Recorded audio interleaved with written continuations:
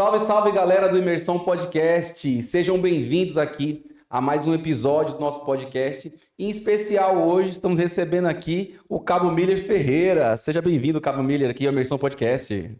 Agradeço a oportunidade aí, muito honrado.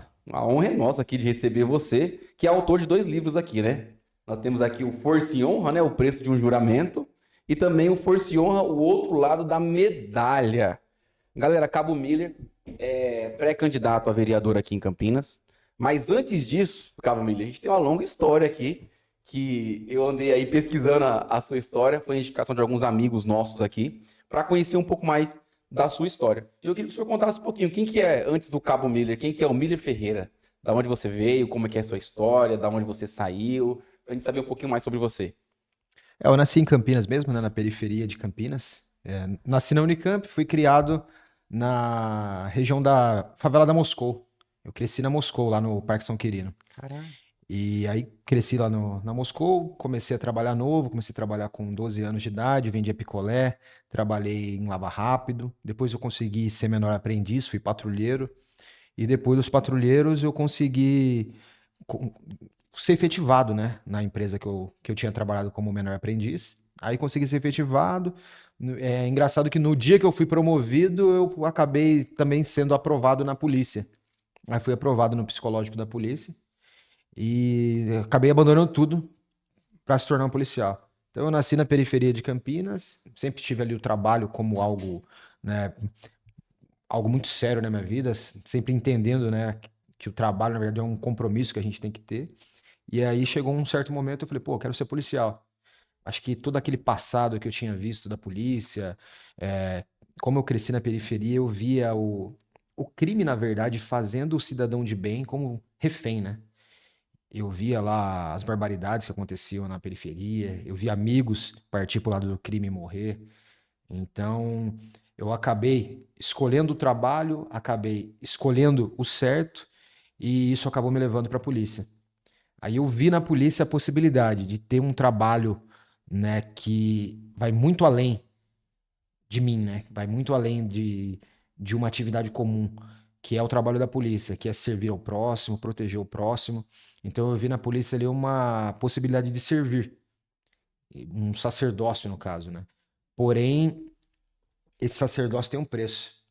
E durante toda a minha jornada acabei pagando um preço, e foi o que, na verdade, eu acabei escrevendo nos 2 livros aí que são os livros Força e Honra, né? Eu já vendi mais de 12 mil unidades, Olha aí. isso porque são livros independentes, mas é uma história bem emblemática. Isso, você não lançou por nenhuma editora não, né?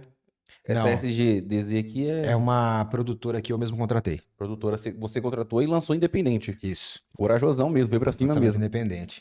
Eu tô tentando lançar um livro agora, talvez eu sei como é que é desafiador, viu? É, eu A gente lembro, brinca assim. eu lembro quando eu fui lançar o primeiro livro, aí vem, né, as dúvidas. Aí o pessoal falava, mas você vai imprimir quantos? Eu falei assim, vou imprimir 1.000 livros.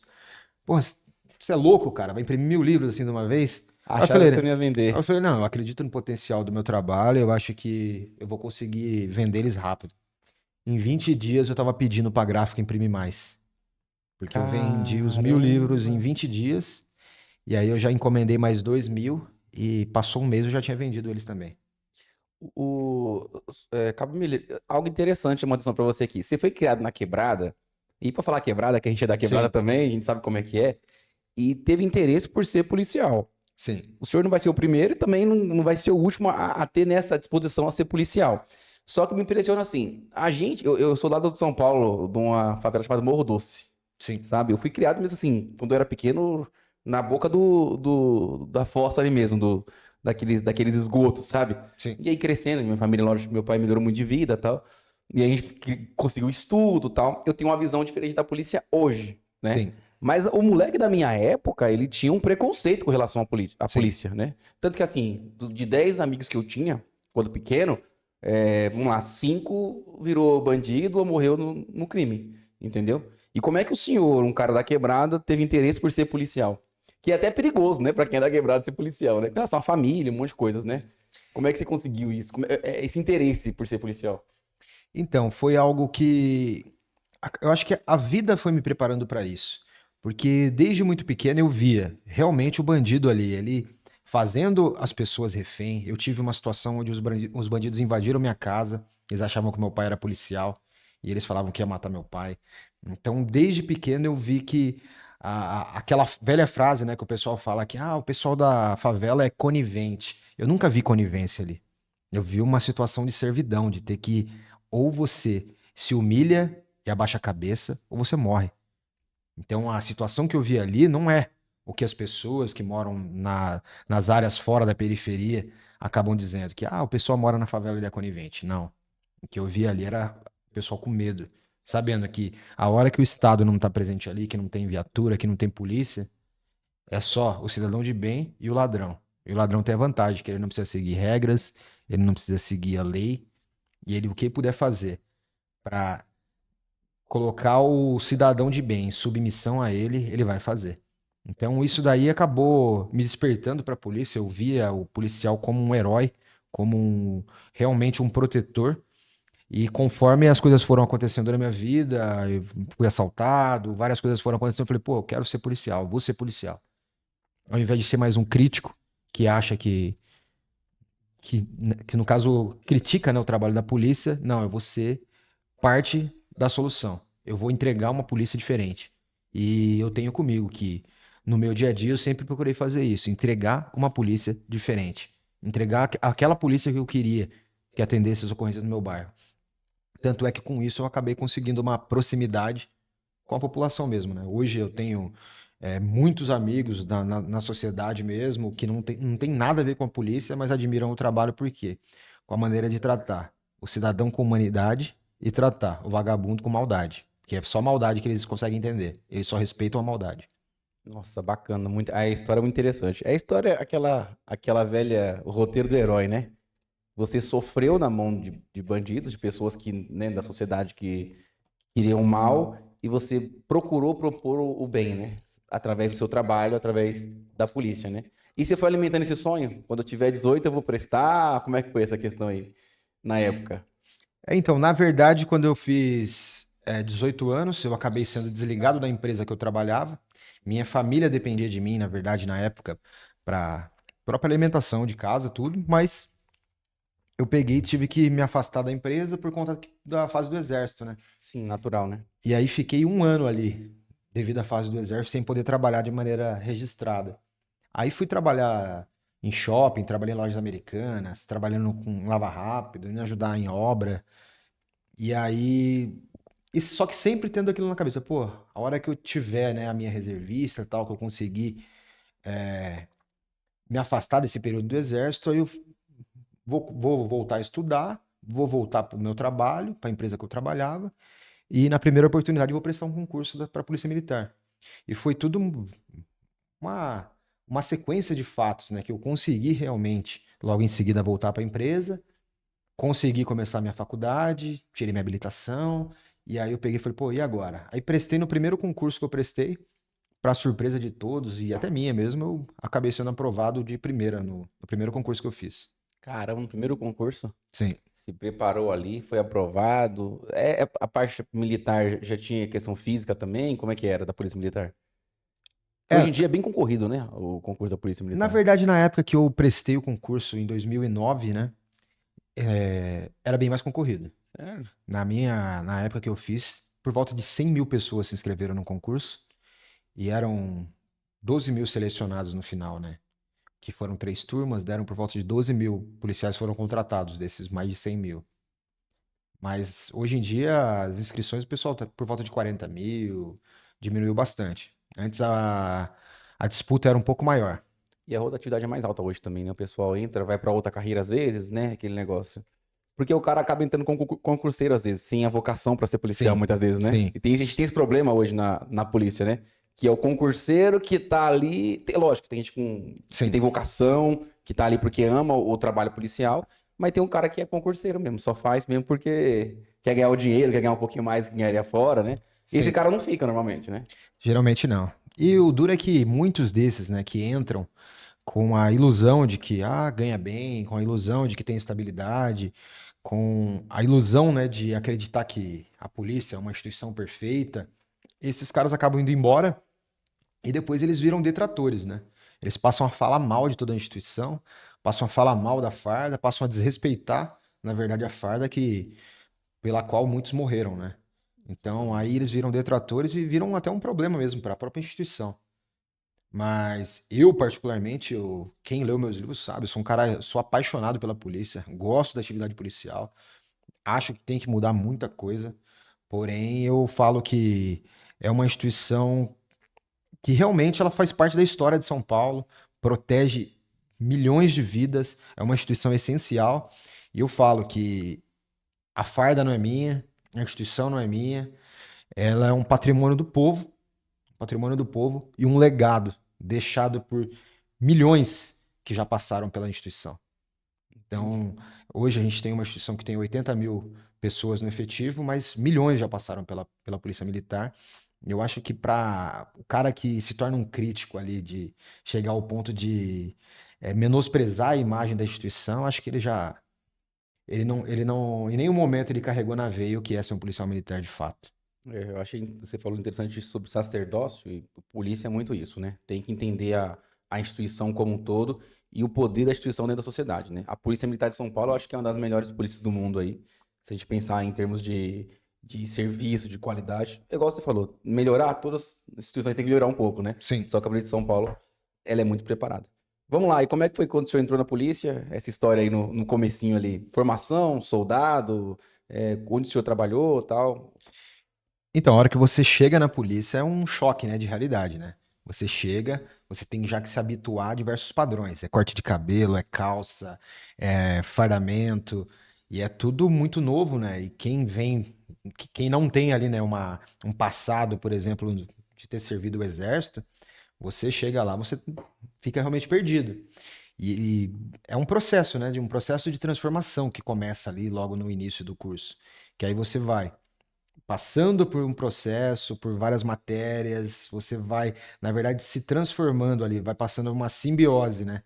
Por um processo ali de transformação, até que um ano depois você fala, porra, chegamos. E você acha que, pô, vou ficar um ano aqui na escola e vou aprender tudo. Na verdade, o cara que é inteligente, ele chega no final do ano falando, caramba, cara, se fosse para me aprender realmente o que é ser polícia, eu deveria ficar uns 3, 4 anos aqui. 30 anos, acho que não dava conta. É, porque é tudo um aprendizado, né? Eu falo inclusive no livro que o policial inteligente ele acaba compreendendo que a maior arma do policial é o conhecimento.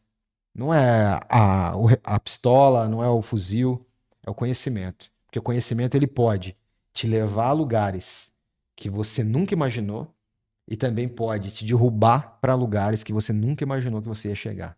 Então, o conhecimento, ele que é a principal arma do bom policial. Que louco, que louco. E uma perguntinha assim, você continuou na quebrada quando entrou na polícia ou não? Continuei, Morando na quebrada? continuei. Conseguiu assim sem chamar atenção? Porque é complexo, né? É uma história complexa, né? Eu, na verdade, logo que eu entrei na polícia, o pessoal pegou e me parou uma vez e perguntou: E aí? Fiquei sabendo que você entrou na polícia? Aí eu não podia voltar atrás, né? Porra, eu já tinha entrado, eu era aluno da polícia. Os mano ali da quebrada mesmo. Falei, Seu bairro. falei, sou polícia sim, por quê? Tem algum problema? Não, não, nada não, só tô perguntando. Então, assim, eu falo que quando a gente fica abaixando muito, né? É o velho ditado, né? Quem abaixa muito mostra a bunda. Então, eu acho que a gente tem que andar de cabeça erguida, ter convicção do que a gente escolheu e ter convicção do que a gente é e convicção do que a gente pode fazer. Que a gente entrou numa profissão como a polícia para ser covarde, né? A Não. gente entrou para andar de cabeça erguida, fazer o certo. Então, o cara que tá fazendo errado, ele tem que se esconder, não é a gente. Mas eu tive, sim, grandes problemas. Até a hora que você lê o livro, você vai até ficar chocado com algumas coisas. Eu tive um momento bem delicado na minha carreira, por exemplo. Eu tinha entrado na polícia já fazia uns 3 anos, mais ou menos. E eu sempre falava, pô, não vou patrulhar a área da minha casa. Porque se eu for patrulhar lá, vai dar merda, tal, vou... E aí, no final, eu tava na Força Tática e um dia resolvemos ir patrulhar. Aí fui lá patrulhar a periferia, lá, a área da minha casa. Aí o motorista da viatura, eu lembro até hoje, o Formigão. O apelido dele era Formigão, já aposentado. Ele pegou e falou assim pra mim: Ô, que bairro ruim esse aqui, meu. Antes aqui tinha um monte de homicídio, acontecia um monte de coisa. Não tem mais nada aqui. Não tem, ele não tem mais nem graça patrulhar aqui. Aí eu falei assim, você fica tirando a minha quebrada aí, vai aqui, os caras ficam roletando com carro roubado. Aí passou 3 minutos, se deparamos com um carro roubado. O cara tinha roubado o carro de uma mulher, tinha agredido a mulher, tudo, na entrada de um motel, e tinha descido com o carro para comprar droga na biqueira. Aí a Nossa. gente deparou com o carro, teve uma perseguição, aí o moleque bateu o carro, troca de tiro, o moleque morreu. Só que no meu bairro. Nossa. Aí virou, queimaram o ônibus, fizeram um monte de coisa lá. Só que eu falei, pô, a gente fez o que tinha que ser feito, né? Fez o trabalho certo. A gente não, ninguém saiu de casa pra morrer, né? Então o cara escolheu o crime como moeda e levou bala como troco, né? Exatamente, exatamente. E tem uma coisa especial na Polícia Militar de São Paulo, eu observo isso aqui, tendo uma noção no país inteiro, eu vejo nos podcasts, os programas, os documentários, que a Polícia de São Paulo entra onde ela quer. A Sim. Polícia de São Paulo não tem limites assim com relação a a polícia não entra naquela viela, não, não. Dificilmente você tem esse problema aqui em São Paulo, né? No estado como um todo, digo eu. Então, na Baixada Agora Santista, a gente tá com esse probleminha lá, né? a gente estava tendo um grande problema que esse problema, na verdade, acabou sendo deixado pelas gestões anteriores.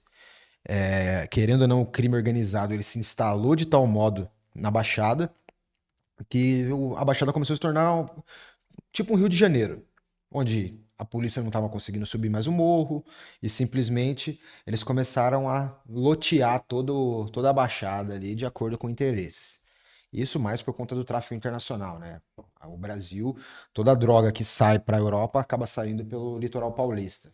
Sim, sim. E por incrível que pareça, o Brasil ele é o segundo maior exportador de droga no mundo, de cocaína, sem produzir cocaína. Loucura, né? Então entra tudo pelas fronteiras do Brasil e desce para a Baixada. Então a Baixada ela virou um local de interesse realmente do crime organizado, né? São os Então, grandes hubs, os portos são os hubs ali que você vai distribuindo ali pra sim, Europa, né? isso. América. E desde 2020 o PCC ele consegue lucrar 5 bilhões de reais somente com o tráfico internacional. E Bilhões. boa parte desse dinheiro sai tudo ali, vem tudo da operação na Baixada. Então por isso a gente teve esse problema lá. Mas felizmente, né, infelizmente a gente teve que ter a morte de policiais lá para que o Estado pudesse, de fato, resolver enfrentar esse problema, né? A gente teve a morte do soldado Patrick, aí depois a gente teve a morte do soldado Cosmo, que os dois da rota, né? E aí a gente teve mais a morte do policial do segundo BAEP. E aí por conta disso houve as operações, né? A Operação Escudo, que acabou enfrentando realmente o crime ali na região. Acho que morreram mais de 100 criminosos Sim. e aí acabou meio que retomando um pouco o controle daquela área. Mas a gente estava caminhando aí para o Rio de Janeiro. Porque aconteceu algo que não acontecia muito em São Paulo, o enfrentamento, né? Assim, você tinha isso em uma escala muito menor, né? Só que não igual ao Rio de Janeiro, que os caras enfrentavam a ponto de entregar a vida. Em São Paulo, o criminoso, às vezes, assim, ele sabe a força que tem uma rota, ele sabe a força que tem um BAEP, ele Sim. sabe a força que tem a Polícia Militar, as forças da Polícia Civil também, quando as especializadas, né? Então, quando o cara via isso, ele saia correndo.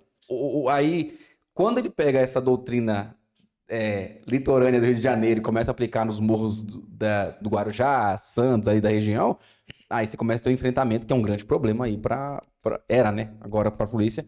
E agora eu creio que deu uma diminuída boa aí com essa Operação Escudo Verão, teve depois também, né? Sim. É que tem. O ladrão ele só entende uma língua, que é a língua da violência. É a única língua que ele entende é da violência. É verdade. Então, ele passou a ser protegido, querendo ou não, desde que implantou as câmeras.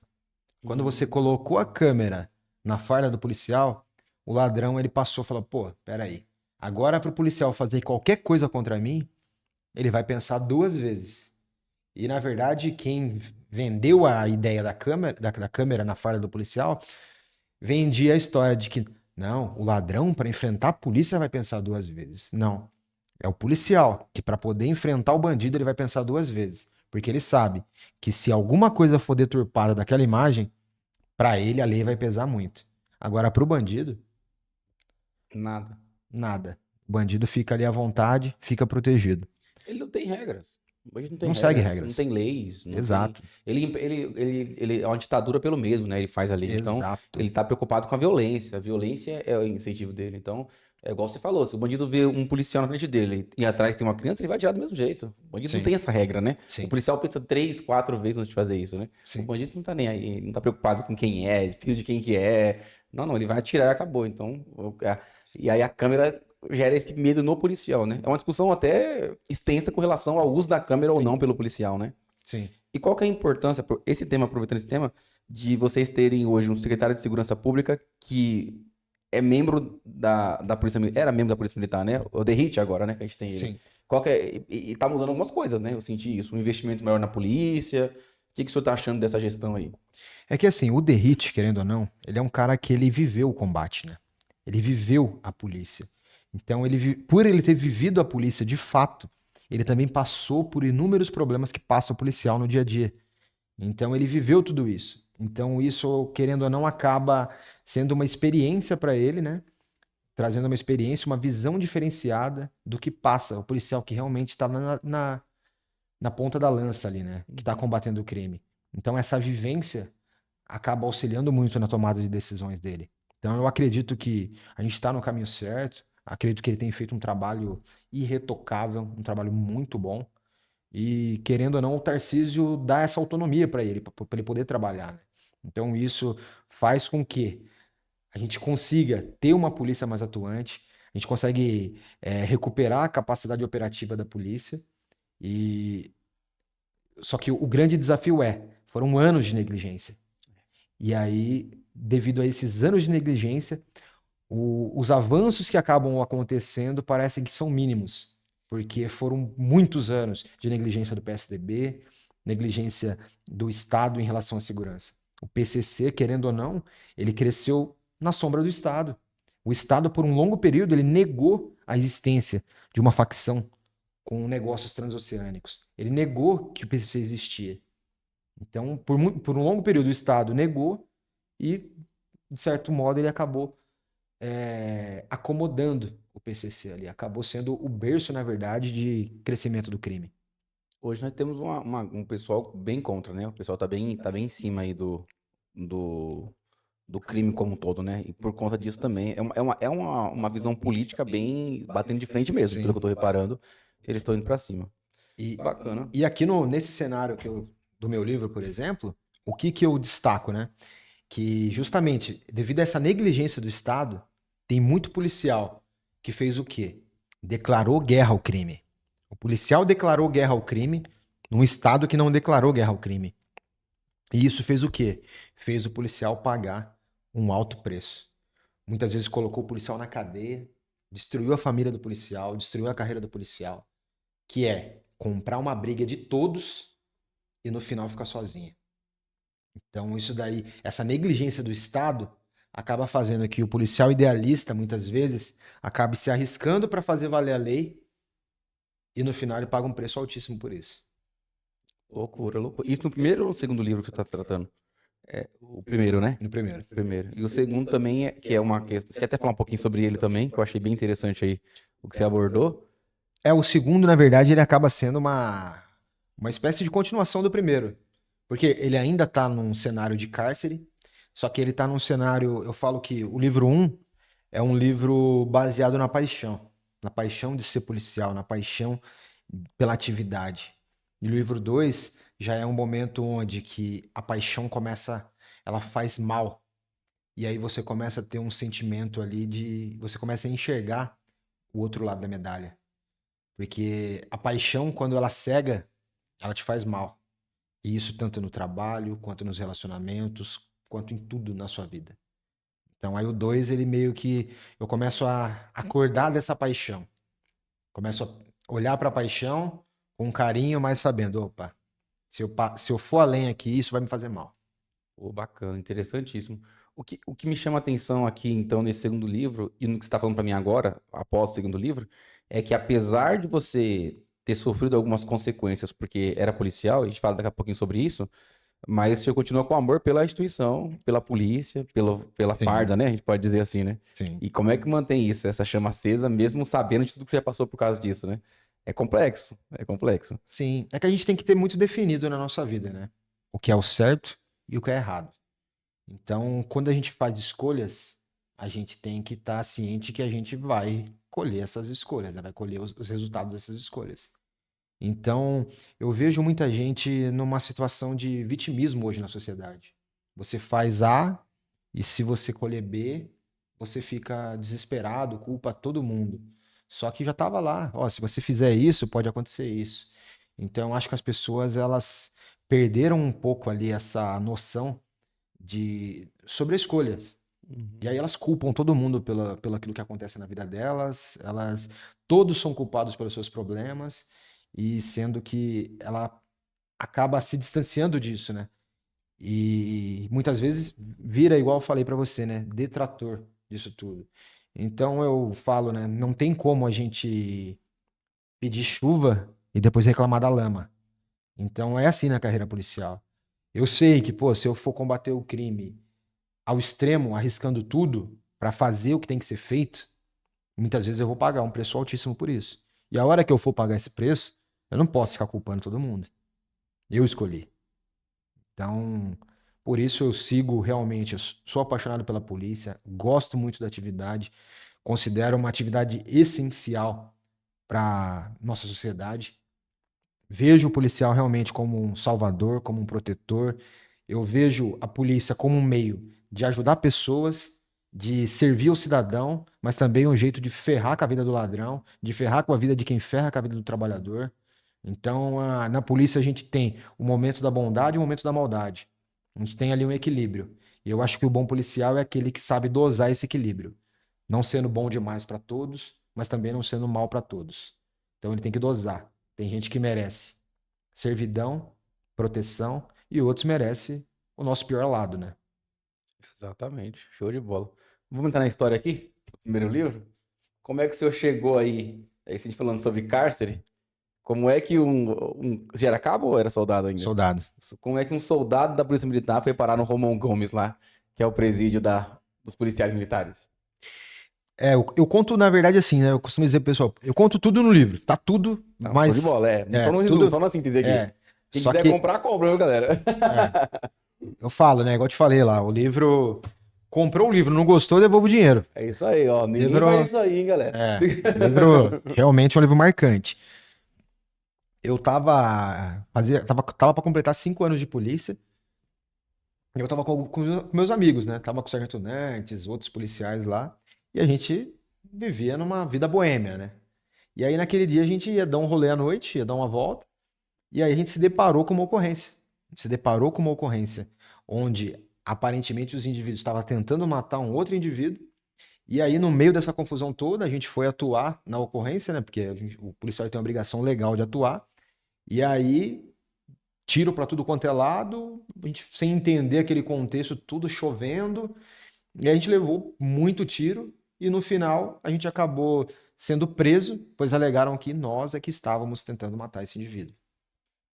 E aí no final apareceram câmeras, as câmeras mostraram que não era nada daquilo e foi o que acabou ajudando a gente. Porém, por ser policial, a gente teve que aguardar todo esse período presos até elucidar os fatos ali realmente e até a promotoria pedir a nossa absolvição. Quem pediu a absolvição nossa no final foi a própria promotoria. Mas até chegar esse dia, a gente permaneceu preso. Porque assim, dentro do direito aí, tanto militar quanto do direito, que aí vocês respondem civilmente também isso, né? Sim, A parte do crime, no caso, que seria ali, né? sim. Vocês responderam por uma tentativa de homicídio, é isso? A gente ficou no homicídio tentado. A gente ficou preso no homicídio tentado aguardando o júri. Aguardando o júri. É, Quanto tempo? 17 meses. 17 meses. E aí que tá o ponto. Eu cheguei a presenciar policiais que ficaram 5 anos aguardando um júri. 5 anos. E depois foram absolvidos. Mas não é, 5 anos preso aguardando o júri. Pra depois ser absolvido. É porque eles entendem que o policial seria um risco para investigação se estiver na Isso. rua, né? Essa é a justificativa. A justificativa. A gente começa a entrar no direito um pouquinho, aí É. você começa a entender um pouco mais. Só que, vem cá, esse caso estava acontecendo algo na rua? Vocês estavam ali bebendo ou não? Vocês viram que tava um cara Não, a gente correndo? tava indo ainda pro. Ah, ninguém bebeu nem nada. Nada. A gente ainda não tinha nem. A gente tava conversando. Eu lembro que tava tocando Legião Urbana ainda, escutando música no carro. No carro. É. Nossa, E a não gente tinha se. Metal João Jesus Cristo ali, vocês ouviram? Aí. A gente tava tocando, que país é Que esse? Eu país falei, é esse? porra, que país é esse, viu? Puta que pariu. Desculpa, né? É muito coincidência. É, E vocês estavam indo e aconteceu o caso lá. E aqui tem tudo, os detalhes. sim, Do crime, no caso do criminoso e tal. Tem tudo aqui que sim, aconteceu no dia. tudo. E aí vocês foram pra cima pra resolver a situação, é isso? É, na verdade, na hora que a gente foi desembarcar do carro, a gente começou a tomar um monte de tiro. Aí, inicialmente, a gente achou que era uma emboscada, né? Porque, pô, a gente tava ali, dois policiais da rota, dois do BAEP, a gente sempre nesse contexto de guerra ao crime, né? Aí eu falei, ah, é emboscada. Mas no final, uma ocorrência complexa, tomamos Dois tiro. da rota, dois do Bahia com um carro só. É. Era um carro bomba mesmo, isso aí. Aí no A gente final a brinca assim, gente. mas. Aí no dia, né? A corregedoria foi no local, a corregedoria chegou, não vislumbrou nada de crime da nossa parte. O próprio batalhão foi no local, tudo. Mas aí na época houve uma ligação do secretário da época, e ele falou: não, prende eles e para poder averiguar isso daí. A própria Polícia Civil no dia não fez nada, também não entendeu que não havia crime da nossa parte. Então foi uma prisão meio que de interesses, né? Tipo, ó, prende eles, eu quero eles presos. Mas você não acha que foi por conta da mídia também? Porque eu vi bastante reportagem Sim. nessa época É. desse fato que aconteceu com vocês É, ali. então, aí é aquela história, né? Pô, na dúvida, prende, tal, anestesia a imprensa e acabou essa vida que segue. Ah, Só que nessa de anestesiar a imprensa aí, a gente ficou 17 meses e depois, quando eu cheguei lá, encontrei inúmeros policiais na mesma situação. Tinha muita gente lá com a mesma situação.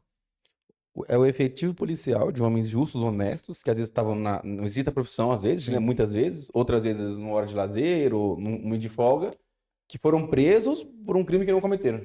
É, eu falo que lá, assim, no presídio militar, a gente tem a elite e a gente tem a escória da polícia. Lá tem muito cara que tá lá, igual eu falei, que declarou guerra ao crime num estado que não declarou guerra ao crime. Mas tem muito cara que tá lá porque realmente escolheu errado, escolheu o lado errado e muitas vezes são mais bandidos do que o próprio bandido que a gente estava combatendo. Então, ali a gente tem os dois extremos. E lá dentro a gente tem meio que é um acordo tácito, né? Tipo assim, ó, não mexe comigo, eu não mexo com você e a gente tá aqui no mesmo problema. Então, cada um no seu canto. O que eu acho complexo demais para mim pensar no direito penal brasileiro aqui é que você pega o seu caso, por exemplo, que é um policial que já parte do pressuposto que estava correto, você ali, e você ficar preso 1 ano e 7 meses.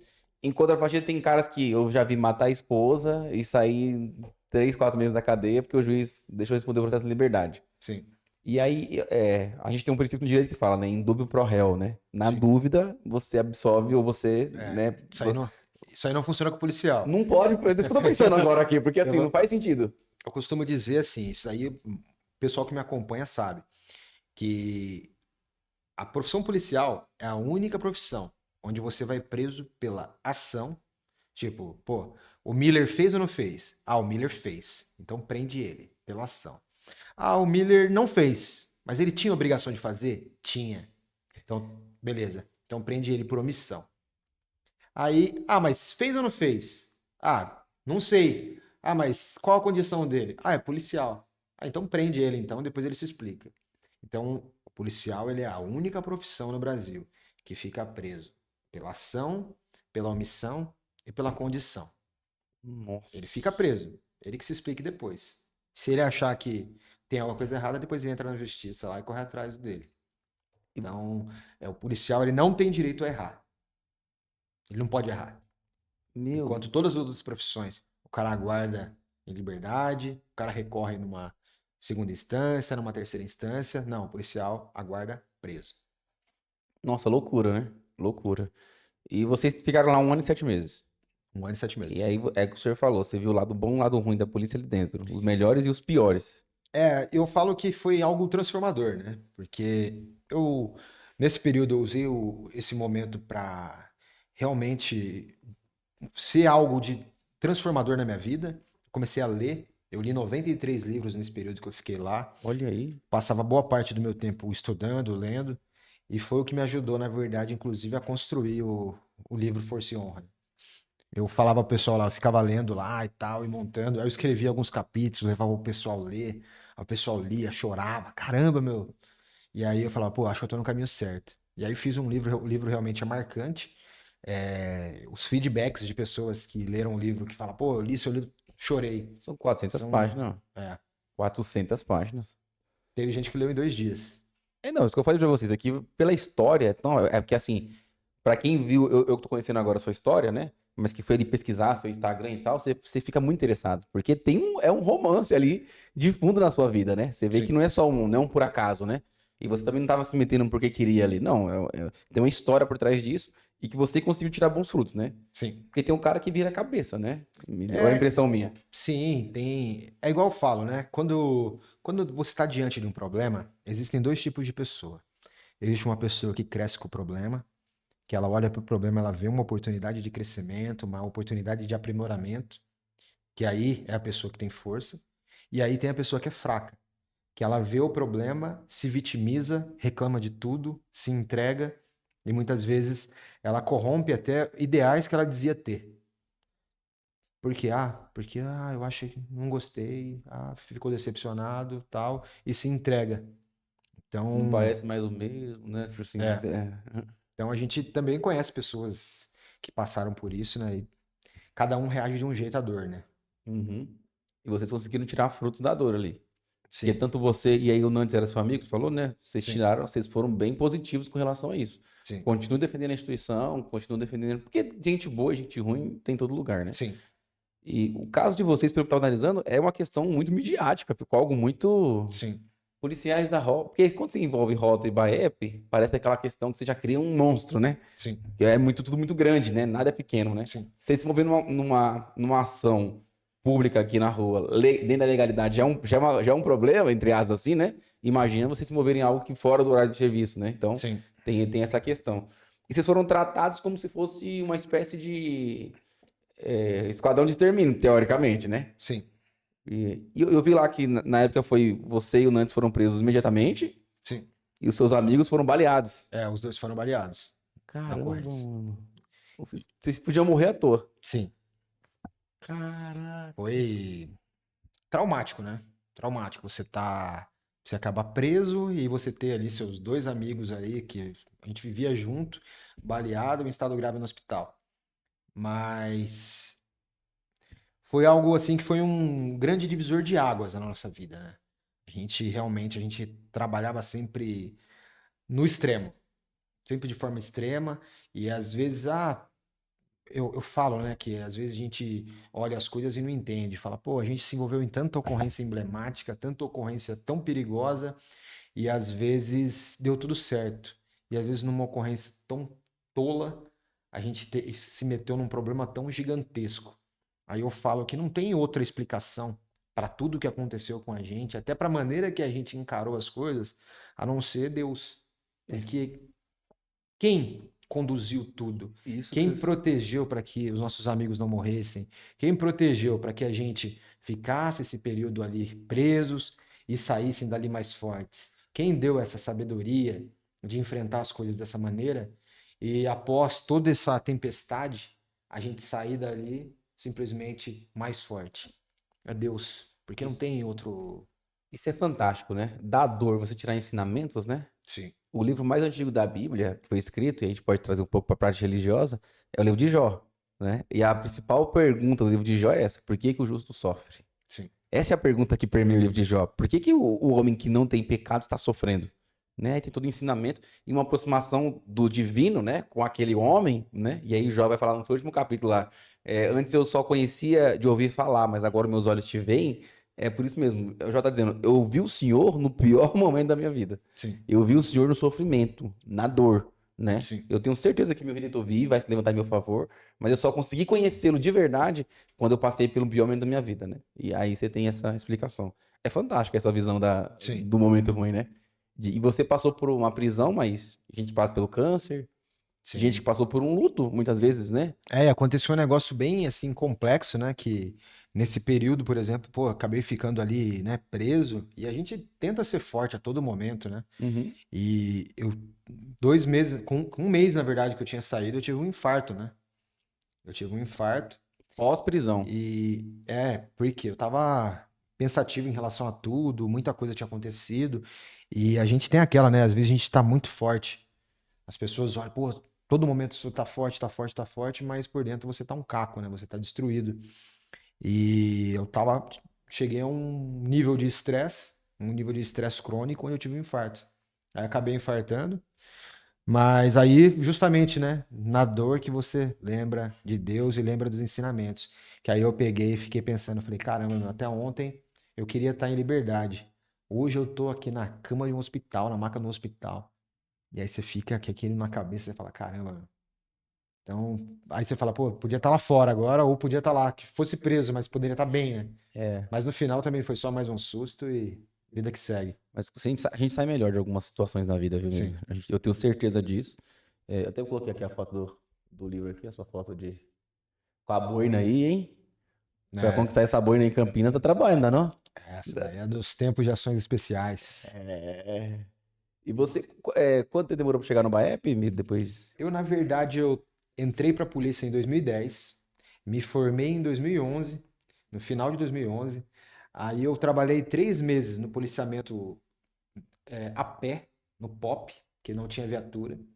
E aí eu consegui, em março de 2012, ir trabalhar na Força Tática. Eu fui estagiar na Força Tática. Nossa. Caí de paraquedas na Força Tática, né? Porque eu era um recruta, tinha acabado de me formar. Aí fui pra Força Tática, E os acabei com. caras te aceitou lá porque. Ah, me aceitaram daquele jeito, Será né? que não tem outro? Vai tu Eu, mesmo. eu, eu tenho um capítulo no livro que eu falo justamente sobre isso daí, Que que é da esse hora, desafio que mano. foi. Só que aí eu consegui me consagrar braçal de Força Tática lá no 47, depois de 4, 5 meses ali de estágio. E aí depois, em março de 2013, juntou todas as forças táticas de Campinas num projeto que mais tarde ia ser chamado de BAEP. Então eu fui um dos fundadores do BAEP, né? A gente tive essa honra aí de estar no time de fundadores da unidade. Vocês fazem um trabalho da rota aqui em Campinas, teoricamente ou não? Impressão minha. É assim, eu falo que a rota, querendo ou não, ela é É o único, né? a melhor polícia de patrulhamento ostensivo do Brasil, né? Não Uhum. tem, talvez até do mundo, porque é uma modalidade realmente É diferente. única, é. E tem quem torce o nariz e tal, mas a base, na verdade, da própria criação do BAEP, a doutrina em si, a gente se espelhou bastante no que a rota prega, né? A gente tinha na época o Tenente Santini, que ele era um dos que estavam à frente, na verdade, da criação dessa doutrina de BAEP, e a experiência dele na rota é o que ajudava ele a ganhar essa projeção de ser ali um dos principais líderes ali do BAEP ali no início de tudo, né? Então, apesar de ser completamente diferente, né? Porque você pega a rota com mais de 50 anos, o BAEP, né? Querendo ou não, uma instituição jovem dentro de uma outra instituição que é a Polícia Militar, que tem 190 anos, É. mais de 100, são 192 anos. Sim, sim. Então, o BAEP ainda é uma criancinha ali perto de toda essa grandeza da rota e da própria instituição policial militar. Mas é um batalhão que ele nasceu aqui em Campinas. A gente tem muito orgulho de poder falar que foi em Campinas que a gente criou o BAEP. E o BAEP ele veio para ficar, né? Ele se tornou realmente ali uma política de segurança pública. Então, o BAEP, ele, em um ano, ele realmente mostrou que dá para fazer diferente, mostrou que dá para enfrentar o crime, mostrou que tem como enfrentar o crime organizado. É com organização, é com coragem, é com trabalho e com união. Então, o BAEP, ele foi um tapa na cara do crime. É porque a gente que veio de São Paulo, assim, quando via uma viatura de rota, no bom sentido, a gente, você estando certo, já ficava meio assim, sabe? Você sabe que a rota é imponente, aquilo é Sim, imponente, sabe? Causa aquele temor, né? Nem o medo, é o temor, né? sim, Você sabe que a rota chegou ali, né? E no Campinas eu acho que é a mesma coisa que a gente inclusive o BAEP, cara. sim, E apesar de você ser muito novo, como você falou, o projeto aí, tem um DNA, né, cara? O sim. DNA da polícia ele vem, esses cento e pouco, 190 anos, você traz o DNA pro batalhão que é novo. Apesar de ser novo batalhão, o DNA já vem de muito e muito tempo, né? O policial. Na Força Tática também, uma polícia muito. É bonito de ver os caras trabalhando, né? Sim. É da hora nisso. É uma polícia diferente, né? É Uma diferente. polícia que realmente está focada em combater o crime organizado, né? Focada em combater o crime. Então, muitas vezes até acaba se afastando de questões mais sociais, acaba se afastando ali de algumas ocorrências corriqueiras Porque o objetivo é realmente o combate ao crime organizado, combate a um outro patamar de crime, né? Inclusive, né, vocês correm atrás do problema, às vezes, né? Tipo, e Campinas é grande, né, cara? Então, assim, você tem as rodovias, né? Sim. Então tem muito problema com relação a roubo de carga, a, antigamente caixa eletrônico, imagina como que era. Não, e aqui, né? Eu falo no meu livro, inclusive, isso daí. Campinas, ela exporta bandido. Tem uma coisa que a gente faz é exportar bandido. Porque a maioria das grandes quadrilhas que tem no país, de roubar banco, roubo de carga, todas têm alguém, Carro forte, né? todas têm alguém de Campinas. É incrível. Aquela lista do Moro, dos 30 criminosos mais procurados do Brasil, 10 eram de Campinas, Ô, 10 aqui. louco. Então é absurdo, na verdade, como que Campinas ela exporta problema. Mas no final a gente acabou, né, exportando algo bom, que foi a criação do BAEP. Que vem de E encontro com essa fama, né? sim, Porque Campinas é muito grande, né, Miller? sim. Assim, Campinas. Gente, pra quem não tá em São Paulo, já São Paulo é a capital. Mas Campinas, pra quem vem pra cá, não deve nada pra capital com relação à estrutura e tamanho também, né? Os problemas sociais são os mesmos Sim. que você tem. Inclusive, nas lideranças da principal facção que nós temos aqui em São Paulo, tem campineiro lá. Sempre tem alguém de Campinas. Pessoal, Eu tava vendo lá. E tem uma história aqui em Campinas muito. Na verdade, você já falou que sempre tem alguém no meio, não. Os principais ladrões de banco antigamente eram da nossa região aqui. A gente sim, vê que os caras eram os cabeça mesmo da região.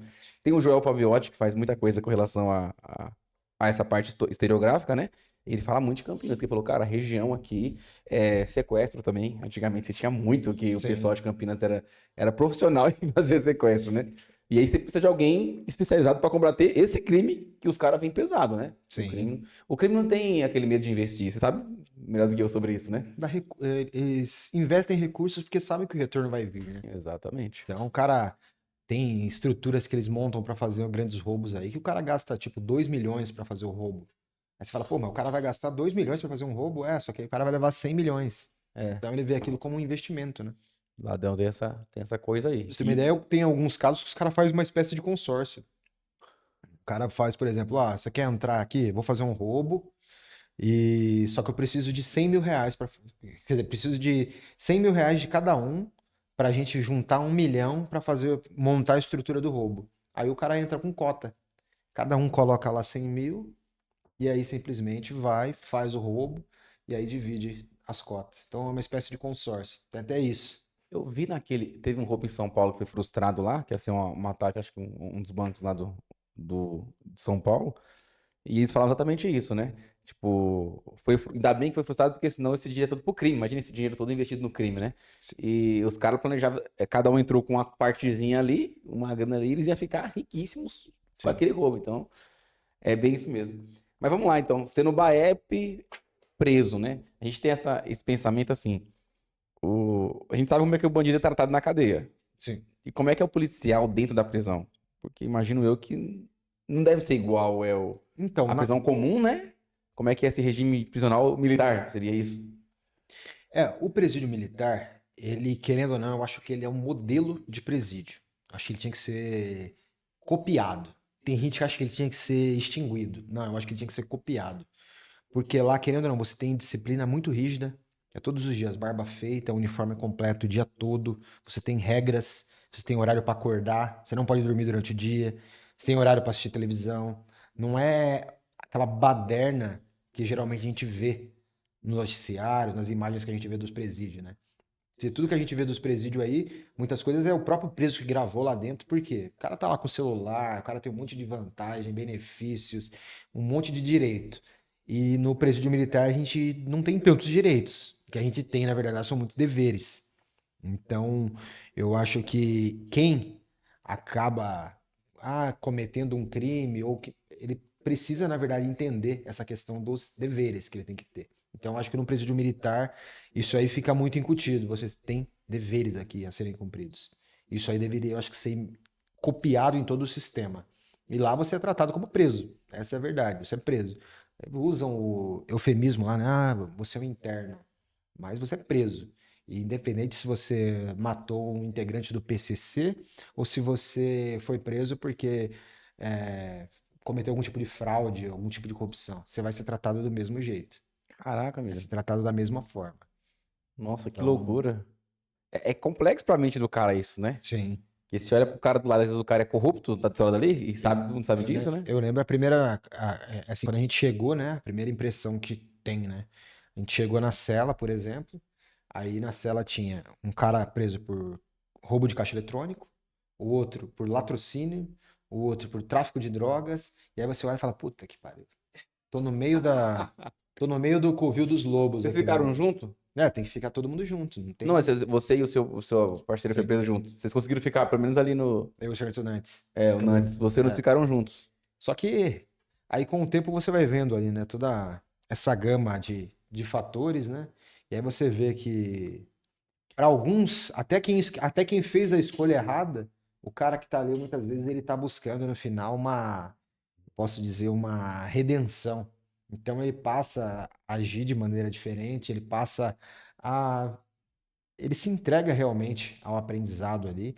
A gente tem as religiões que vão lá no presídio militar, por exemplo, elas são muito presentes lá. E aí alguns repartem para um nível de, posso chamar de reconstrução, né?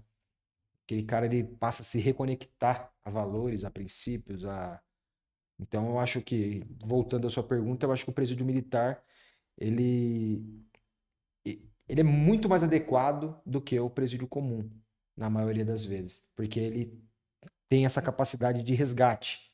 Ele te dá a oportunidade de trabalhar, você tem a oportunidade de trabalho, você tem a oportunidade do estudo, tem a oportunidade da leitura. Então ele te dá oportunidades e eu acho que é o que às vezes falta no presídio comum, é gerar oportunidades. E aí, beleza. O pessoal fala, não quer não quer ser submetido ao sistema penitenciário fracassado que a gente tem, é só não cometer o errado. Mas uma coisa que sempre me pegou é porque eu analiso assim, a gente não tem pena de morte no Brasil e a gente não tem prisão perpétua. Então quando eu prendo um cara, eu tiro ele da sociedade e coloco ele sob custódia do Estado, eu tenho responsabilidade sobre ele.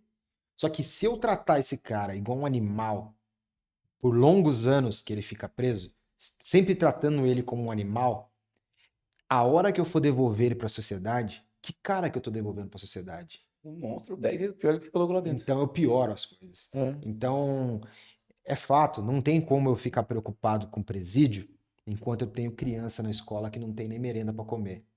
Mas não tem como eu falar que não tem que também investir num presídio, não tem como deixar de investir em penas, por exemplo, individualizadas. Então não tem como eu não enxergar o cidadão ali errante como um ser humano. E às vezes na sociedade, se você abordar esse tipo de tema, ela tá passando pano pro ladrão. Não, não é que eu tô passando pano. É que se eu colocar aquele cara em condições extremas de maldade, de exposição ao ruim, esse cara vai voltar depois pra sociedade ainda pior. Exatamente. Exatamente. Hoje estava uma discussão na sala de direito lá, exatamente nesse assunto aí. Qual seria o ideal para você melhorar a questão do crime no Brasil, tipo assim. E aí a questão da pena de morte foi levantada, né? E o Sim, professor prontamente falou: não, a pena de morte não é solução para nada. Analisando os países que já têm a pena de morte, isso não vai resolver. Mas o que seria esse meio termo? Igual você falou. Com certeza não é tratar o cara como animal, né? Você tratar o cara como animal só piora a situação, né? sim, E esse regime de disciplina talvez ajude muito mais do que você tratar ele como se não fosse nada, nem ninguém, né? sim, Só que o Brasil tem problema com relação à superlotação sim, de presídios, né? Isso aí, você melhor que ninguém sabe disso. É, a lei é muito maleável aí, né? Você vê sim, o cara que rouba uma margarina fica 10 anos preso, e o cara às vezes que mata 5, 6 pessoas sai no outro dia. sim. Você sabe o que eu tô querendo dizer com isso, né? Então, é muito complexo, tem que mudar muita coisa aqui, né? A questão das leis é um bom princípio. Mas eu acho que um caminho que seria o adequado é o que, por exemplo? Tem sempre o cara que é o réu primário. O cara acabou de. Ele foi lá, fez alguma cagada na vida, escolheu fazer errado. Mas ele fez aquilo pela primeira vez. Então eu acho que a gente tinha que mudar os níveis inicialmente. Pô, eu não consigo investir num sistema complexo, gigantesco, né, que é o sistema penitenciário, de uma maneira eficiente em tudo. Então, que de início, pô, o cara foi preso ali. Foi preso, primeira vez que ele está sendo preso, primeira vez que ele infringiu a lei. Então ele vai para um presídio com condições melhores. Ó, tal, vou te dar oportunidade aqui, você errou, eu como Estado vou te penalizar, você vai pagar sua pena aqui, tal, só que você tem oportunidades, tem direções a escolher. O cara, com esse susto, né, de ser preso ali, de ele acaba sendo convidado a fazer escolhas, convidado a fazer reflexões, convidado muitas vezes a buscar Deus, por exemplo. Então, ele acaba recebendo ali um convite coercitivo a repensar a vida dele. E nesse período, ele tem o Estado como com a sua mão pesada, mas também como um provedor de oportunidades e como um pai ali, de corrigir, com o poder da correção. Vou te corrigir. Só que aí a gente parte para a figura do reincidente. Pô, o cara é reincidente, pô, já errou. Aí, meu, cada um com seus problemas. Aí, dali para cima, tá faltando recursos. Pô, os recursos inicialmente a gente está aqui. A gente está tentando resgatar aqui embaixo. A gente está tentando ajudar. O cara que escolheu 2, 3 vezes errar, acho que ele não tinha mais que ter progressão de pena, ele não tinha que ter saída, tinha que ter direito. Ele tinha que receber só os deveres dele. Direitos. Entendi. É, porque aí você fica dando. A gente tá premiando gente muito errada hoje em dia, né? Sim. A gente tem um grande problema com relação a isso. E o direito penal no Brasil é algo muito complexo. Hoje. Ah, esse dias eu abordei um cara, ele falou, ele foi preso Ah, 135 não. vezes. Ah, não. 135 vezes preso. Aí eu falei pra ele, cara, mas como que você conseguiu ser preso 135 vezes? Você é ruim pra caramba também, hein? Falei, pô, você não sabe fazer nada certo? Não, é que a maioria é tudo furto. Furtando farmácia, furtando mercado, tal. Eu falei, e na sua vida, quanto tempo você passou preso? Ah, eu já passei 27 anos. Passei 27. Falei, pô, mas você foi preso 130 e poucas vezes, não era nem pra você estar na rua. Eu tô na rua aí agora? Não, mas eu tô tranquilo. Só fumo, só tô fumando crack. Bem tranquilo, Amanhã tá né? de novo. Tá, não tem o que fazer. Esse cara, por exemplo, ele é um risco para ele é um risco para a sociedade, porque um cara desse, quantos crimes na verdade ele não deve ter cometido para ter sido preso tantas vezes? Meu Deus. Quantas vítimas esse cara não fez a vida inteira? Isso que tem esse registro, né? Sim. Imagina que não tem, É, porque por vezes você não consegue sim, pegar o cara que roubou a farmácia, o cara que roubou isso. o barzinho, né? Você chega no cara e aborda e pergunta se tem passagem, que normalmente essa pergunta é meio que padrão da polícia, né? Militar. É Até pra você saber quem está lidando ali, né? você já olha meio que você já sabe, né? Meio que quando você é policial vai ficando algo meio que instintivo, né? Você só olha, você já, opa, esse cara aqui já foi preso. Tirocínio. Aí você vai lá. A gente chama de tirocínio. É. Aí vai lá e fala: Já foi preso no quê, ladrão? Aí o cara: Ô senhor, já fui preso nisso, naquilo, tal, pá. E aí você, com a sua experiência, você fala: Tá, mas você foi preso no quê? Ah, fui preso em tal coisa. Tá, mas você foi condenado a quanto? Aí o cara: Não, fui condenado. Não, então você não foi preso por isso. Você foi preso por outro crime. Qual que é o outro crime que você foi preso? Não, mas aí já é outro BO, que não sei o quê. Fala assim: Tá vendo? Então troca ideia direito. Você vai. Adquirindo conhecimento que a hora que o cara fala uma pena pra você, você fala, não, peraí, tá errada essa pena aí. Você vai lá, por exemplo, você abordou um cara, ô, você foi preso no quê? Ô, senhor, eu fui preso num tráfico. Aí o cara, mas você só tem um tráfico? É, um tráfico só. Quanto tempo de cadeia você puxou? Não, puxei 5. 5 anos. Não, então você não tem um tráfico só. Vai, troca ideia direito. Aí o cara, não, eu puxei 1,8 no tráfico da primeira, depois eu tive a segunda e tal. Então aí você vai aprendendo, inclusive, a trocar ideia direito, né? E quando você passou por uma situação igual o presídio Nossa. militar Ramon Gomes, muitas vezes você tá trocando ideia com o ladrão, aí você fala, ô ladrão, na moral, você tá querendo ficar lá de novo, né? De calça bege havaiana lá, né? Ô senhor, não sei o quê. Você já imaginou sua mãe lá levando de novo jumbo pra você lá na cadeia? Sua família, seus filhos. Jegue, né, mano? Zoado pra caralho, hein? Aí você fala pro cara, já estive nessa situação aí, meu. Aí o cara regala o olho na hora, ô louco, senhor. Não, pô, peço desculpa aí, senhor. Não, a gente tá. Vocês estão um pouco pra mais aí e tal. Aí o cara começa a trocar ideia, fica cabreiro.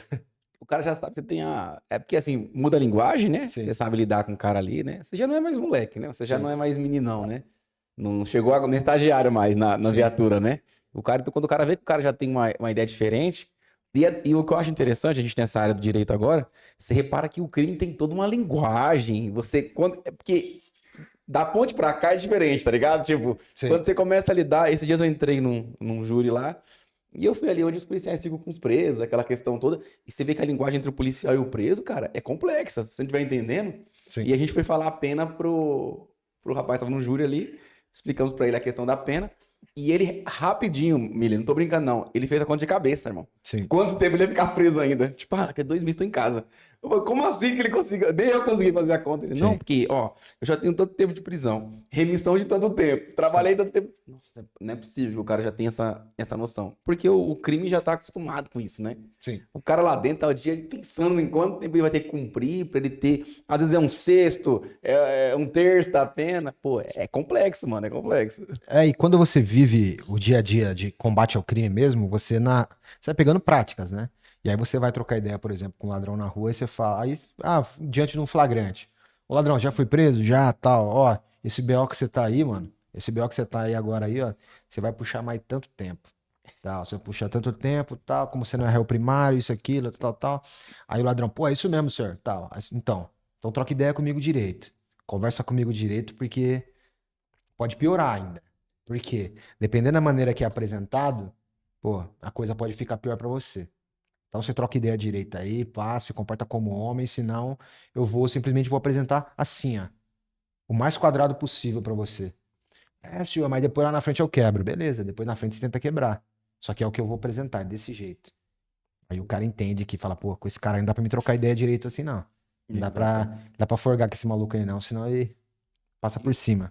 e os caras já começam a entender que o buraco é mais embaixo, né? E como é que foi a questão? O júri de vocês, vocês chegaram a ser pronunciados? Assim, chegaram aí pro tribunal do júri lá mesmo? Tribunal do Teve que júri. montar o júri, Sim, tudo certinho. E sim. a promotoria pediu absolvição de vocês? A própria promotoria pediu absolvição. Caraca, A mano. alegação do promotor, ele alega que, de início, ele tinha as convicções dele de que a gente realmente estava cometendo um ilícito, né? Cometendo um crime. Aí, por isso, ele pediu inicialmente a nossa. Pronunciou vocês, né? Pronunciou a gente. Porém, ele Denunciou, falou. né? Porém, a cada. Isso é a própria fala dele. A cada prova que eu tinha contra eles ali, cada possível prova, eles tinham, na verdade, todos os elementos e materialidades que colocavam que aquela não era de fato o que tinha acontecido. Então, a cada argumento, a cada questionamento que surgia durante o processo, eles tinham tudo muito bem definido, imagens, tudo conduzia tudo para que eles fossem absolvidos. Aí ele até fala no júri, ele fala, pô, tive que conduzir vocês até aqui o tribunal do júri, mas eu, como promotor, deixo hoje aberto aos jurados aí, né, que pô, são inocentes. A gente não tem como culpar esses policiais. Inclusive, eu gostaria de destacar a carreira desses policiais aqui. São excelentes policiais, com uma conduta ilibada, policiais aí que realmente são a elite da polícia, os policiais que realmente trabalham no BAEP, na rota. Então, esses são os jurados, são os réus que nós temos aqui hoje. Então, a gente tem que ter muito cuidado quando a gente vai julgar esse tipo de réu. Vocês foram os 4 no júri no Sim, dia lá, né? no mesmo dia. O pessoal tem que entender, assim, uma questão até de direito, é que o promotor de justiça, ele não é acusação, tá? Então o nome já diz, promotor de justiça, ele promove justiça. Sim, O pessoal acha que o promotor às vezes tem que acusar sempre. Não, sim, não. Se ele sentir algum momento do processo que deve pronunciar as pessoas, sim, ele pede pro juiz pronunciar. E se ele sentir no processo, durante o julgamento ali, que vocês são inocentes, aí ele pede a absolvição no meio do processo ali, né? sim. E, em geral, a defesa vai pedir absolução também, né? Mas se algum momento ele sentir, por exemplo, que vocês cometeram o crime, evidentemente, mas não foi um homicídio uma tentativa de homicídio qualificado, um homicídio qualificado, aí ele pede para tirar a qualificação. Então, assim, ele promove justiça, ele vai correr atrás dos direitos da sociedade, né? Só que Sim, no caso de vocês, vocês eram inocentes. Então, até a promotoria conseguiu enxergar isso, cara. sim, Isso é muito interessante, né? sim, Então, montou-se o júri porque é necessário, é uma questão de lei, né? Só que já pedindo absolvição. Isso é incrível, cara. E isso aí não deixa dúvidas da inocência de vocês, né? sim, Se a promotoria pedir inocência, irmãos, é porque é inocente, é inocente mesmo. É sim. inocente mesmo. E aí, como é que foi a vida pós-prisão aí? Então, aí depois de todo esse aprendizado, né, a gente retornou para nossas atividades, o pessoal voltou para a rota, a gente voltou para o BAEP, e aí eu falei, pô, agora eu vou colocar o livro para rodar, né? Porque eu tinha escrito ele lá dentro, mas ainda não tinha a conclusão da história, que realmente aí eu acabei Eu levei mais ou menos uns 2 anos ainda para poder lançar o livro. Você tava vivendo o livro, né? É. E aí doía um pouco. De início eu tinha até pensado em desistir. Porque aí eu começava a ler as histórias, eu ficava, durante o período de revisão ali, ficava às vezes meio inquieto, ansioso, triste.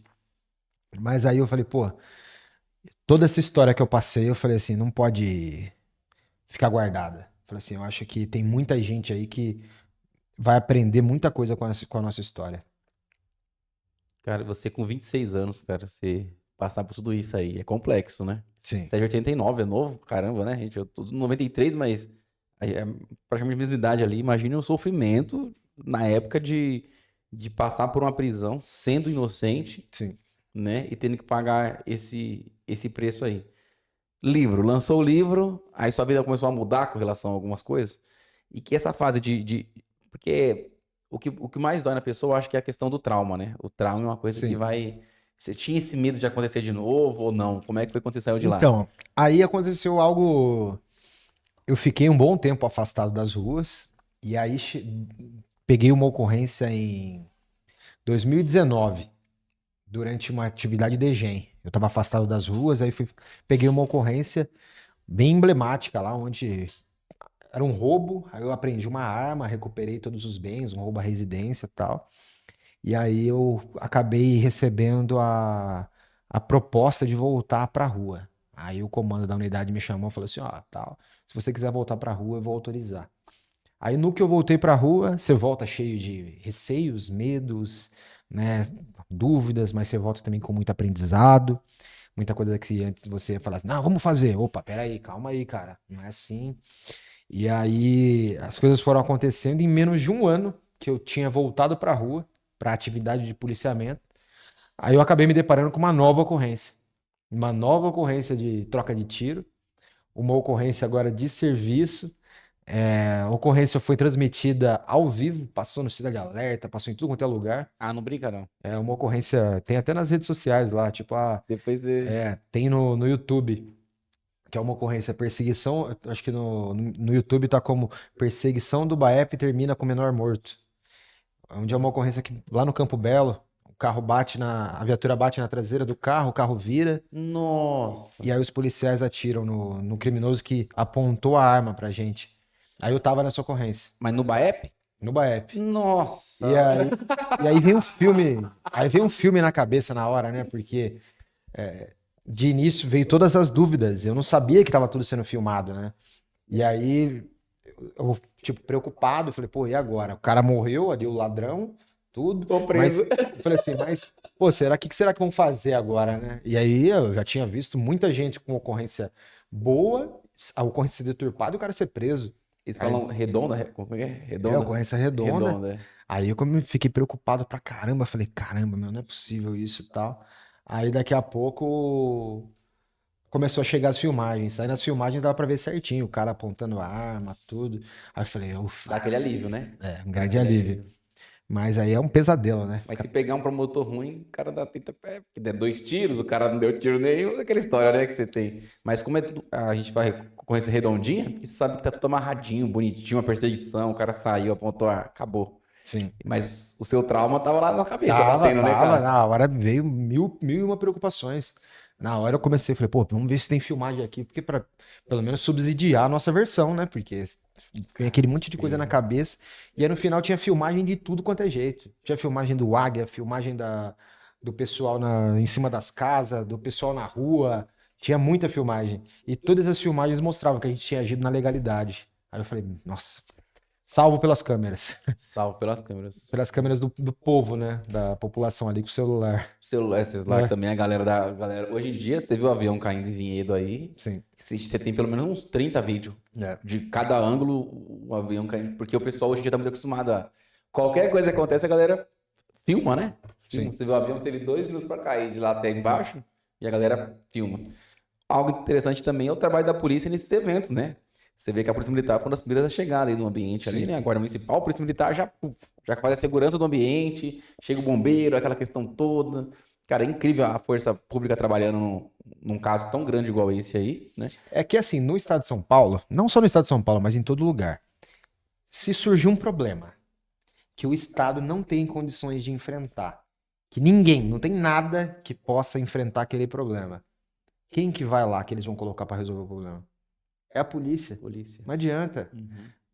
Pode ter qualquer tipo de tragédia. O que acontecer lá, a hora que, pô, não tem efetivo, não tem nada, meu, vai ter que depois acionar a defesa civil, acionar isso, acionar aquilo, mas antes, meu, manda a polícia lá que eles resolvem. E a polícia vai, e com o esforço de muita gente, com os esforços de muita gente vai lá, direciona tudo, isso, aquilo. Depois, quando chega o pessoal, né? Chegam os técnicos realmente, chega quem tem. Ah, o pessoal, pô, beleza, tá tudo já direcionado. Então, acho que Por isso que eu falo que isso aí eu cito no livro. A própria história do estado de São Paulo, como uma grande potência no país, está atrelado à polícia militar. Está atrelado à força que a polícia tem no estado. Se você Então, deixa o crime tomar a, conta, já era. a grandeza do estado está associada à polícia. Então, Fantástico. a gente pega em vários momentos de crise no estado, crises sanitárias, como a febre amarela, crises como a própria do Covid, crises financeiras, todos momentos, inclusive, de guerra. Porque, por exemplo, a polícia, a gente participou da Segunda Guerra Mundial, a gente participou da Guerra do Paraguai, a gente participou da Revolução de 32. A polícia, ela sempre foi muito atuante no estado de São Paulo. Então, quem nega essa grandeza da polícia, na verdade, nega a grandeza do estado de São Paulo. Tá bem, não tem como dissociar, não. Tem como. O estado de São Paulo e a polícia de São Paulo Sim, andam muito juntas ali, né? Pô, que bacana, que história bacana, hein? É resiliência pura, hein? sim. Resiliência pura. O cara sai da situação e voltar a vestir a farda, eu acho que ainda é mais E voltar com amor, né? É amor, diferente, cara. né? Voltar com aquele. Não, voltar e falar assim, não, agora eu tenho que honrar ainda mais essa farda aqui. Agora eu tenho que trabalhar ainda mais. Tem gente que não, tem gente que ia voltar e falar assim, o quê? Quero mais nem saber. Vou achar um lugar, vou ficar encostado aí. E a gente não, a gente falou, vamos voltar e vamos voltar pra trabalhar. O seu sentimento, assim, que você não tinha pai policial nem nada, sua família nunca teve policial. Não, Você foi o primeiro policial da família? isso, Era uma primeiro. família civil, vamos falar assim, civil Sim. comum, né? Eu sou E filho de um pintor e minha mãe era do lar. Hoje ela é olha, doméstica, né? Mas uhum. eu era filho de um pintor, minha mãe do lar. Tenho mais 4 irmãos e sou o único policial ali em toda a família. Ninguém virou policial depois de você, ninguém. Meus irmãos estão tentando, né? Tô tentando agora? É, Bacana. eu tenho um irmão que ele, na verdade, chegou até a passar, só que ele reprovou no psicológico, só que hoje ele é professor, né? Ele acabou se formando na Unicamp, fez educação física.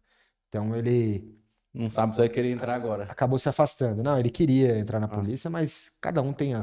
que bate aquela É, chama, né? você tem que ir para aquilo que tem o seu perfil, né? Não Perfil. adianta muitas vezes você querer forçar algo ali, que uma hora não vai dar certo. Como que é Você tinha 21 anos, né? Como é que é Sim. um homem, um moleque, assim, um jovem igual você, pegar a primeira arma na mão, assim? Que você não tinha essa cultura, teoricamente, né? Não, não Que tinha. a polícia te dá uma arma ali, porque assim, manter a cabeça no lugar, né? Não ser aquele louco que vai sair dando um tiro em todo mundo, né? Sim. Porque eu lembro da gente, eu e minha esposa a gente tirava foto, né? Fotógrafo. A gente foi fazer o casamento de um policial. Olha a loucura. E a gente chegou num parque em São Paulo, entrando naquele parque lá, eles começaram a cobrar estacionamento. E o policial que tava com a gente não aceitou pagar o estacionamento do parque. Totalmente descabeçado, sabe? Aquela questão, um cara fora do normal ali, e ameaçou o pessoal, e mostrava arma, aquela questão toda. E eu falei, pô, mas tem gente que não nasceu pra vestir essa farda, cara. Que não Sim. honra essa farda que ele veste. Não é possível. Porque é lógico que vai ter o cara bom, o cara ruim lá dentro, a gente sabe disso, né? Mas e como é que foi pra vocês lidar com essa questão, né? Porque você tem um poder na sua mão ali de algumas coisas, né? Sim. E como é que você lidou com isso no primeiro instante ali? Eu não vou falar que é fácil, porque realmente não é. É uma grande mudança, porque na verdade, junto com a arma vem inúmeras responsabilidades. E a hora que você começa a enxergar todas as responsabilidades que vêm com o andar armado, aí você passa a agir com maturidade. Enquanto você acha que aquilo te traz força, poder, na verdade aquilo tá te sendo um risco, na verdade, na sua vida. Então você tem que entender, não, são responsabilidades. Eu falo no meu livro que é, quando você entra pra polícia, você tem que mudar tudo. Você muda tudo. Você vai num comércio, você já não tá mais tranquilo igual você tava antes. Você vai num restaurante, você já não senta mais de costa para a rua, igual você sentava antes. Então você passa a ter uma postura, na verdade, de segurança. E aí você passa a ter uma postura de segurança em relação também ao seu armamento, né? Porque você sabe que se você negligenciar ele, ele pode ser até utilizado contra você. Exatamente. O pessoal até fala, né, você morrer pela própria arma Sim, a gente viu alguns casos aí, até antigos, família Perseguini, né? Muitos sim. casos de filhos de policiais também que acessam. Não sei se tem filhos, você Não, não não tem. tem filhos, né? Ainda não. Acho que acessam a arma do pai e acabam até, né? Então esse cuidado é importante, cara, tanto com relação ao Sim. terceiro e você mesmo, né?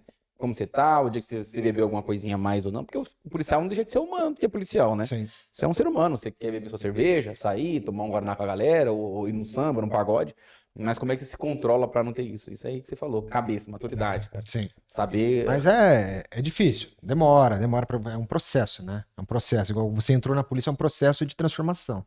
Então você vai vendo os erros dos outros, vai aprendendo com esses erros, você também erra, só que você tem que saber que às vezes um erro que você fizer já vai custar a sua carreira, vai custar a sua vida, vai custar a vida de outras pessoas. Então, a partir do momento que você tem isso muito bem definido, você acaba evitando de querer arrumar problema. Bacanérrimo. E hoje, a gente falando em questão de farda, você vai se lançar aí como. Lançou como pré-candidato a vereador em Campinas, né? Sim, E você até comentou comigo antes do podcast que se você foi eleito, acabou a carreira policial, né? sim. Em que hora que você virou é, esse, esse político que está disposto a trocar a farda agora pelo cargo político? E assim, minha pergunta não é nem ofensiva, mas assim, é, como você vai conseguir continuar lutando agora de outro lado da moeda aí, né? É que assim, diante dos problemas que eu enfrentei durante esses 14 anos na polícia, eu comecei a ver que a política, ela pode atrapalhar e muito o policial. Ela pode atrapalhar e muito quem tá lá na rua combatendo o crime. Eu tive um grande exemplo de policial e político, que foi o Tenente Santini, que fez um trabalho irretocável em Campinas. E ele é uma das testemunhas que a gente tem no nosso livro, que a gente tem na nossa história, uma pessoa que ajudou muito a gente. E hoje em Campinas eu não vejo nenhum policial com essa capacidade de proteger quem está protegendo o cidadão. Então eu acho que falta representatividade, falta alguém ali que realmente personifique essa imagem de protetor. Então eu, né, diante de tudo que eu aprendi, de tudo aquilo que eu quis, no caso, colaborar para a vida dos demais policiais, compartilhando essas histórias, tudo, eu resolvi me colocar como uma opção para quem quer uma mudança, para quem acredita que a gente pode fazer algo diferente. Então, eu tomei essa decisão. Eu acredito que é só o primeiro passo, na verdade, né? Ser vereador é uma das eleições mais difíceis que tem, mas eu tô bem convicto de que a gente tem condições de ganhar e tem condições plenas de fazer um trabalho realmente ali marcante e um trabalho que pode ser o início de um projeto ainda maior, né? De trazer mais pessoas para pensar sobre política, para refletir sobre o poder da política. Então eu costumo dizer, quando eu escolhi entrar para a polícia, eu via a polícia como um meio de ajudar o cidadão e via a polícia como um meio de ferrar com a vida do bandido. Hoje eu olho para a política com os mesmos olhos do que de que eu consigo ajudar o cidadão e consigo ferrar com a vida de quem está fazendo a coisa errada. Só que quando eu incorporo nessa questão de servir e ajudar o cidadão, também a missão de proteger quem está protegendo o cidadão, eu acho que eu potencializo muito o alcance daquilo que eu quero fazer. Então, quem está protegendo, quem protege, acaba ajudando toda a sociedade ali. Então, eu vi na política essa possibilidade e eu acredito que a gente vai fazer um trabalho realmente bem marcante. O que que assim, eu como cidadão de Campinas, e aí eu volto aqui agora, saí de São Paulo e volto aqui, até deixei aqui aberto sua rede social pra gente dar uma visitada daqui a pouco, mas o que que eu posso esperar de você, eu não sendo um policial? Porque assim, eu não sou policial, Sim, correto? Então assim, o que que o Cabo Mili tem pra me oferecer pra mim, que sou um cidadão comum, né? O sim. que que eu posso esperar de você lá dentro da Câmara de Vereadores de Campinas? Eu costumo dizer que nada funciona sem segurança. Nada. Sem segurança não tem saúde, sem segurança não tem comércio, sem segurança não tem absolutamente nada, não tem educação, nada funciona sem segurança.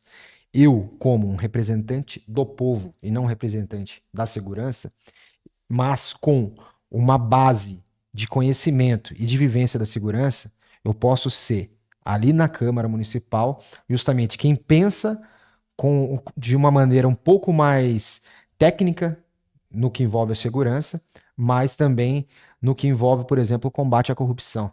Porque eu acho que hoje o que falta na Câmara Municipal de Campinas é gente com coragem para enfrentar um sistema que, ao meu ver, não funciona.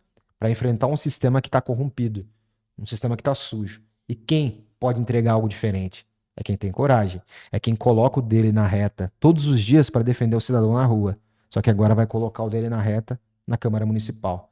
Então, o que eu posso falar para o cidadão é que eu vou entregar idealismo, vou entregar a mesma paixão que eu entrego na farda, vou entregar compromisso. E é isso que está faltando ali. Alguém para ser realmente representante de quem quer uma Campinas correta e no rumo certo. Eu enxergo um pouquinho de um Capitão Nascimento em você aí, né? O cara que brigou com a farda agora vai brigar com a caneta, irmão. E eu falo, né, que é uma coisa. O pessoal fala, pô, mas policial tal. Eu falei assim, cara, é fácil votar em policial. É fácil. Por que que é fácil votar em policial? Porque você consegue analisar o passado dele. Se você olhar para o passado do policial e você vê lá que ele, durante o período que esteve na polícia, ele se omitiu, ele ficou na polícia por conveniência própria, apenas ali fazendo oba-oba e só entregando o básico, esse cara na política, ele só vai entregar o básico também. Ele só vai estar na política por conveniência. Agora, se você olhar para o passado do cara, você vê que ele teve coragem de enfrentar o sistema, você vê que ele teve coragem de trabalhar, você vê que ele realmente serviu o povo com amor, você pode ter certeza que na política ele vai fazer a mesma coisa. Por quê? É idealismo. É ter idealismo. E é o que falta hoje no cidadão, falta na sociedade. É ser idealista. É entregar o seu melhor, independente de onde você esteja. Nossa, muito bacana sua forma de pensar. Vamos aqui ver sua rede social rapidinho, pra gente. E eu quero que você volte aqui depois, até um convite que eu vou fazer pra você. Assim que você lançar a candidatura mesmo, tiver um número lá, Miller, tal, tal, tal, tal, tal, eu quero que você venha aqui pra gente discutir outros assuntos. Eu volto também no meu terceiro livro. Olha aí, já tá assim já? Meu Já. Deus, o homem tá uma máquina de lançar livro, hein, Brasil? Vou lançar em breve aí o. Já tem data, não? Mês Tá. que vem. Mês que vem? Ah, então É. beleza. Melhor ainda. Mês que vem eu vou lançar um livro que é sobre os 10 anos do BAEP e sobre o impacto da política na polícia, Meu Deus. traçando um paralelo entre polícia e política. Como fundador do BAEP, eu, né, fiquei ali desde o início e tenho uma visão muito ampla do que foi ali os desafios para se criar o BAEP, os entraves e as grandes conquistas que foram feitas ao longo dos anos. Então, o nome do livro é BAEP, A Máquina de Guerra. Nossa, eu quero que vocês venham aqui. Vem, traz mais alguém. Traz alguém com você aí, dessa Opa, história de Baep aí, que eu acho muito interessante. E eu tenho toda admiração por essa força aqui de Campinas, da Polícia Militar, esse braço da polícia aqui em Campinas, que eu acho fantástico. Mas eu quero essa parte pra gente discutir um pouquinho, não só com você, né? Porque o pessoal que é vereador, às vezes se oferece para vir aqui falar um pouco, né? E eu normalmente eu vou com pessoas que eu confio ou que tem uma boa indicação, né? Você sim, veio de uma boa indicação aqui. Porque pra gente, você sabe como é que é. A gente pegar uns picaretas que tem aí é meio complicado, né? E eu quero que você venha pra gente falar sobre educação, saúde, não só segurança, também segurança pública, sim, né? Os projetos que vocês têm pro futuro, sim. de lei que estão lançados na Câmara lá, para dar essa discutida, né? E colocar na mesa, discutir um pouco sobre isso também, porque eu sou cidadão de Campinas, então Sim. meu interesse aqui é sentar na mesa, como se fosse da minha casa, e ouvir as suas propostas aí, E, para mim como cidadão, né? e até nesse quesito, por exemplo, né, que eu falo que ser vereador ali não é só segurança pública, né? Apesar de ser minha principal bandeira, eu acho que uma maneira da gente combater o crime, inclusive, da gente ajudar na segurança pública, é a questão da oportunidade. Como eu te falei, é gerar oportunidades. E como que eu gero isso? Eu gero diminuindo a burocracia, diminuindo o imposto, criando incentivos para o cara investir em Campinas, para o cara trazer empresas para Campinas, para gerar mais emprego, para gerar mais renda. Então, eu acho que hoje o que falta em Campinas é uma política ali um pouco mais agressiva para trazer as empresas para a cidade. A gente perdeu a Mercedes, a gente perdeu várias outras empresas aqui em Campinas para outras cidades da região, para cidades de outros estados. Por quê? Porque a gente não criou incentivos para que essas empresas ficassem aqui. E aí, quando essa empresa vai embora, ela tira a vaga do contador, ela tira a vaga ali do operador, tira a vaga dos gerentes, tira tudo. Vários postos de trabalho são fechados. Então, eu acho que se eu quero combater o crime, se eu quero combater a criminalidade, a violência na cidade, eu tenho que já partir do princípio que eu tenho que gerar oportunidades. Eu gero oportunidade potencializando quem quer investir na cidade, trazendo o empreendedor para a cidade, vendendo o nome de Campinas como uma grande opção para quem quer investir no Brasil. Pô, fantástico, Emílio, fantástico. O que é interessante pra mim, assim, é que vendo você um cara do Baep, né? E a gente fez só a introdução da sua história. Quem quiser comprar o livro vai poder te acessar. É só entrar lá, né? Cabo Underline Miller, né? Você Isso, escreve Muller, tá, galera? Então, Muller, né? Cabo Miller. E aqui ele tem acesso ao livro, né? Força e Honra Livro, isso, né? correto. E também seus contatos, acho que deve ter, além do site ali, né? Aqui já tem uma foto bem, bem bacana e fala sobre você aqui, né? Eu achei legal isso aqui, né? Eu Sim. nasci na Unicamp. Isso aqui é história, viu, gente? É, O cara que Unicamp. nasceu na Unicamp tem história, né? Na próxima vida, se eu nascer na Unicamp, eu vou falar assim: ah, não, eu vou voltar, não quero mais não. Ah! Não, não, me põe lá em São Paulo. São Paulo não. Brincadeira. Agora aqui, essa rede social sua é bacana, porque além de prestar o serviço de a gente conhecer o seu trabalho, também presta serviço social de atualizar a gente com relação às notícias aqui da região, de São Paulo como um Sim. todo, né? O trabalho da polícia, né? O pessoal que quiser ver aí, ó. Então tem bastante coisa de reação, ação policial, né? Aqui, Cabo Miller. Eu achei bacana. Tem uns trabalhos também com relação a alguns companheiros aí, né, que se vão e eu acho bacana essa ideia de você, iniciativa aí. Eu, que legal. Então, quem quiser seguir, ó, Cabo Underline Miller aqui, ó, ele é famosinho aqui no Instagram. Pra quem, quem quiser ver a rede social dele, pessoal. E para comprar também os dois livros aí, né? O Força e Honra, né? O Preço de um Juramento, né? Isso. E o Força e Honra, o outro lado da medalha. Bem bacana aqui. Então, no mês que vem, o lançamento de mais um livro. No mês que vem outra bomba aí. Você tá uma máquina, hein, cara, de lançar. E outra coisa, no meio da política, com lançamento de livro, como é que tá a cabeça aí? Tá Ah, tá tranquila? milhão. Tá a milhão, né?